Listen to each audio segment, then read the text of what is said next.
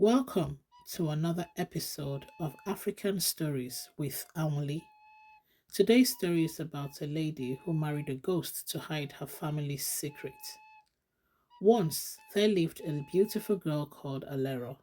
Alero lived in the village with her parents, her family, and friends.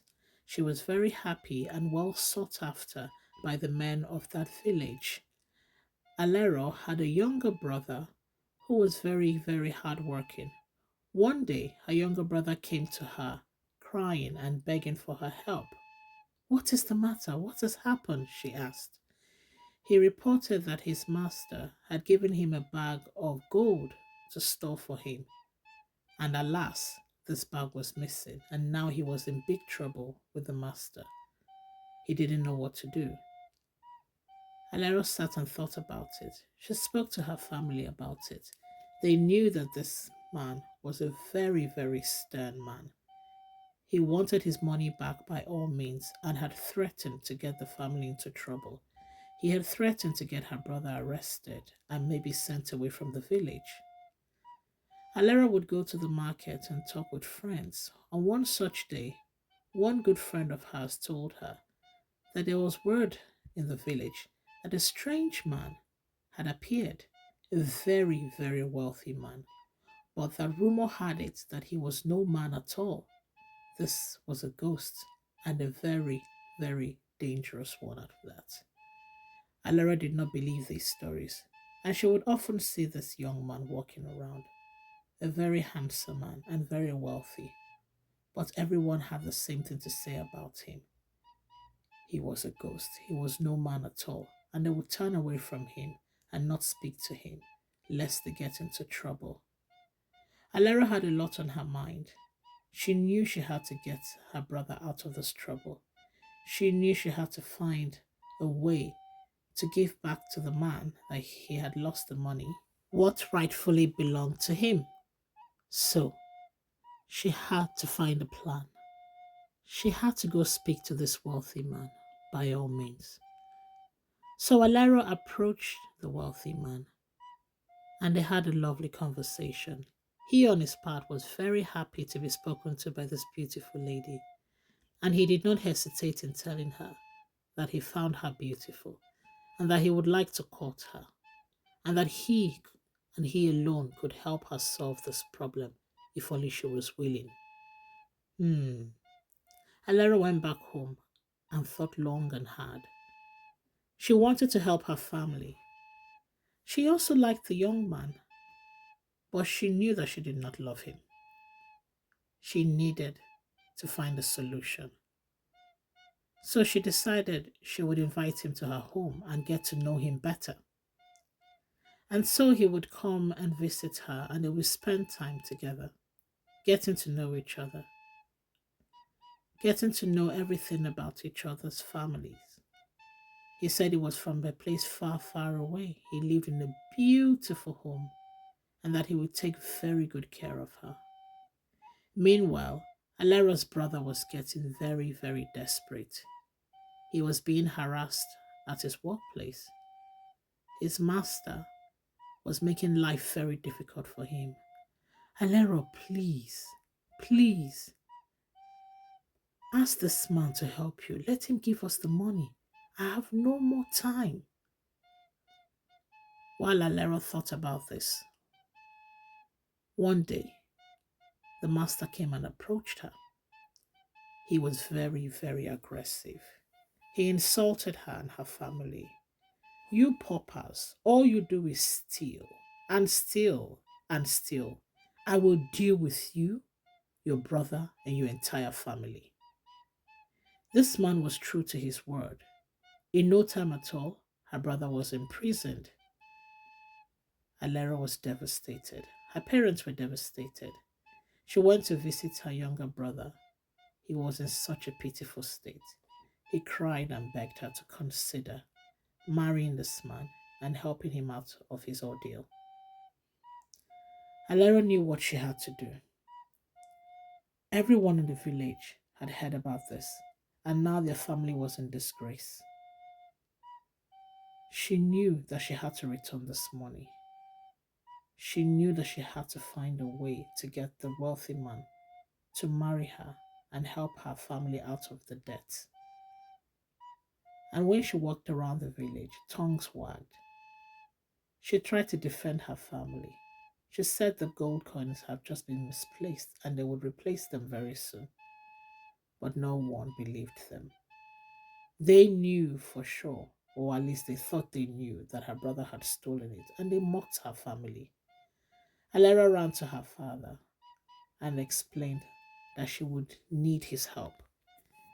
She had made up her mind to marry the stranger. Her father was worried. He too had heard that this man was no man at all, that he was a ghost from far away. But Alera would not listen. And so her bride price was paid quietly and quickly by this wealthy young man. And he decided that that very night they would return to his village.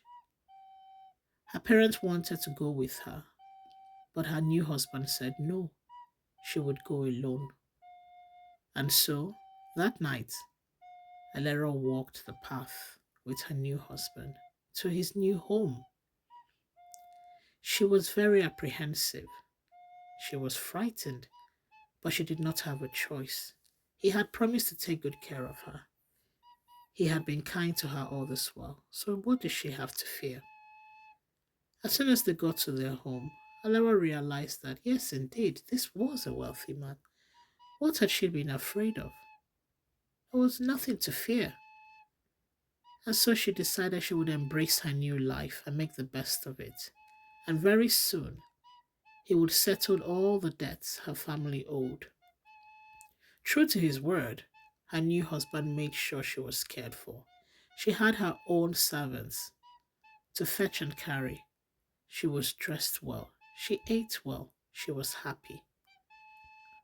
But sometimes she would say to herself, this place is very quiet. There's no one to visit me. Perhaps I can ask my new husband for my family to come over. That night she waited for her husband to come to her, but he did not. And this carried on every single night. Alera was confused. She didn't understand what was going on. Indeed, something was wrong. So she decided that one evening she would go for a walk. And as she was walking around the place, she realized somebody was watching her. She knew it was getting dark and she needed to go back home. But when she looked up at the hill, there was a man standing there. And she knew for certain that that was her husband. But he did not speak to her. Anyway, she decided, whatever is going on in this home, it is better I sort out the problems that I need to sort out before things become too uncomfortable for me. And so she gathered all the gold that he had given to her and prepared for a feast so as to invite her mother. And her mother came over with some of their friends and they had a beautiful party. And she passed on the gold to her mother to give to her father so that they could pay off the debts that their family owed and so that they would release her younger brother. Her mother was very happy indeed. Alera was very happy as well. That night, though, her husband came. She was terrified. He stood watching her, and then he spoke. I see that you have decided to do what you like in my home. Beware. And that was all. He left. The next day, Alera sent for her mother again. She was very scared. She explained to her mother that she wanted to leave. Something was wrong. Her husband was not acting like a husband at all. He often disappeared and would only be seen at night. She was scared. Her mother promised to help. Word got round that Alero had married the ghost after all, and that she was in trouble, and that the villagers needed to help her out. It was soon decided that they would send some men, some brave men out into the forest to go and get her back. And so a search party was sent off and they went into the forest. They searched all night for the home of this wealthy man.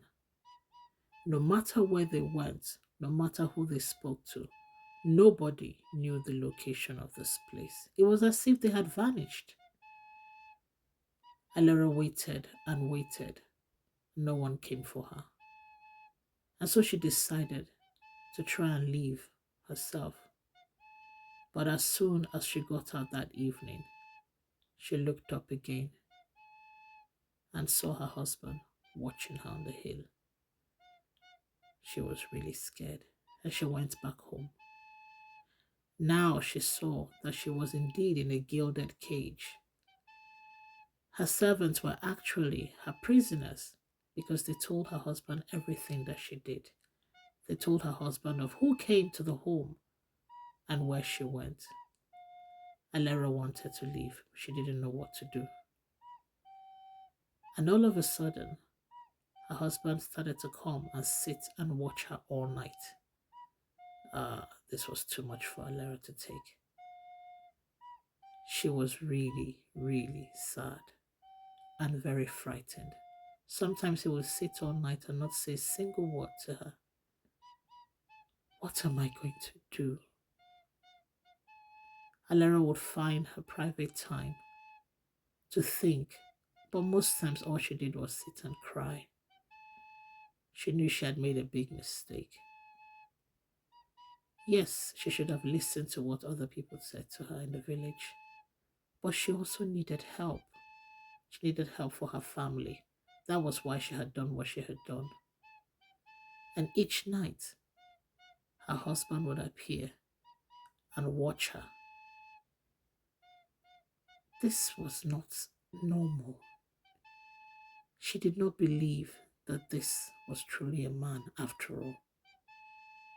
So she decided she was going to go for help. Alero went out the neighboring land looking for someone to speak to. As luck would have it, she saw an old lady and she confided in her. As soon as the old lady heard of who her husband was, she said, "Wait here, I will get something for you. You must take this and put it everywhere you can find a mirror." Alero went back home, and as she was walking back home, once again, he was on the hill watching her. She prayed that her husband hadn't heard what she had done this time around, but she knew she had to hurry back home and put the salt grains on every single mirror she could find. The old lady had told her that if she did this, her husband would not be able to come through those mirrors, that this was the pathway he used to go to his land, his true land, and would always return at night to watch her. Alera was terrified, but she did as she was told. She went round the entire home, quietly, secretly, sprinkling salt on any mirror she could find in the whole house. She knew she had to be very, very careful because if her servants found out, they would tell him as usual. And then she waited that night. And for the first time, even though she could see in the mirror the image of her husband, he couldn't get into the room. She sat up all night watching, but he was never able to cross. Alera knew this was her time. First thing in the morning, she took off. She ran, and she ran, and she ran. She knew that in the daytime he would not be moving around. He only appeared at night, and so she knew she must get back to her village in time. Alera made it to her village. And oh, was her family happy to see her. Her mother welcomed her with open arms. And soon, everybody heard that she had escaped after all. She told them all of the stories of what had happened, that even though she had everything she needed, Even though there was so much wealth around her, she had been trapped. She had been in a gilded cage, and that this man was no man at all, and indeed, he was a ghost. Her family were happy to have her back, and they told her that her brother had been released and everything was well. Her father declared, "We will throw a party and let the village know that my daughter has returned to me." And so they did. They threw a party and celebrated and celebrated. Alero was free again, and the stories went round, and people had to learn from it. And sometimes Alero would sit in the evenings and she would look up in the sky and remember what her life had been like. She would remember that beautiful place in the forest, that beautiful home with the servants and the gold and the good food. And she would wonder what had become of her husband. And soon enough, as time went by, she learned to forget about it. The village also learned to forget about it. And she, Alero, will be quick to let other people know. Beware of strangers. Beware.